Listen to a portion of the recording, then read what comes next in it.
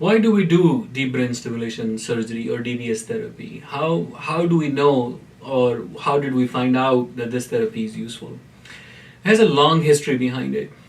It was almost like an incidental finding that some patients who had bad tremors, either from Parkinson's or essential tremor, suddenly had their tremors disappear or cured after having a stroke.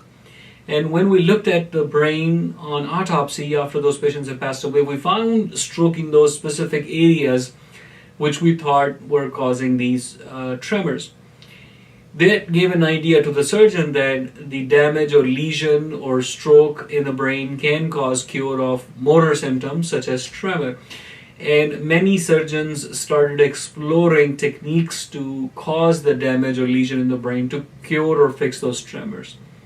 Initial techniques were much more crude or open surgery, so they will break open the skull or cut open the skull, and then with a knife they will go in and cut different areas of the brain to see if the tremors can improve. Eventually they found out that those certain deep areas of the brain, if we damage them or lesion them, that's when we actually see an improvement in the tremor or Parkinson's or similar symptoms.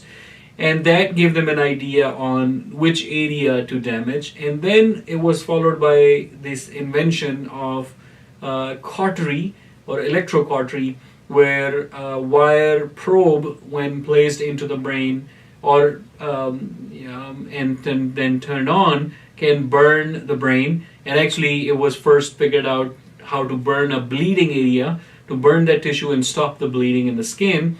And then they thought they can use the same principle of burning the tissue in the brain to burn that very particular area without having to cut open the skull or cut into the brain to go into that area. So you can just make a small hole and push a wire into that exact spot and then burn it and cause the stroke, our cells, to fix the tremor.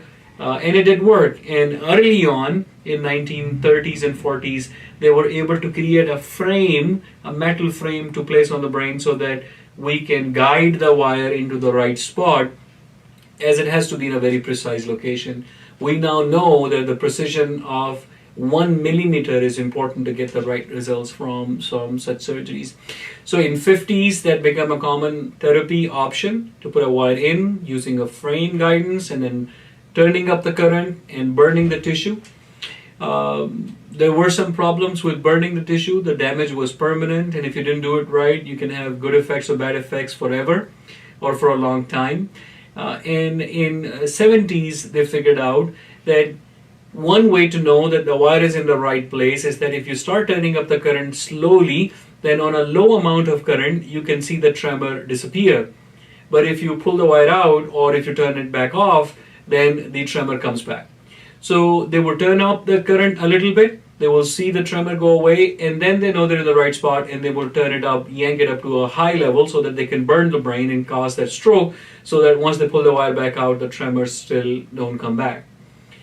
But someone had an idea that because they're having so many problems by burning the brain, why not come up with a system where the wire remains in the brain and that low amount of current can continuously be given to the brain so that the tremors don't ever come back.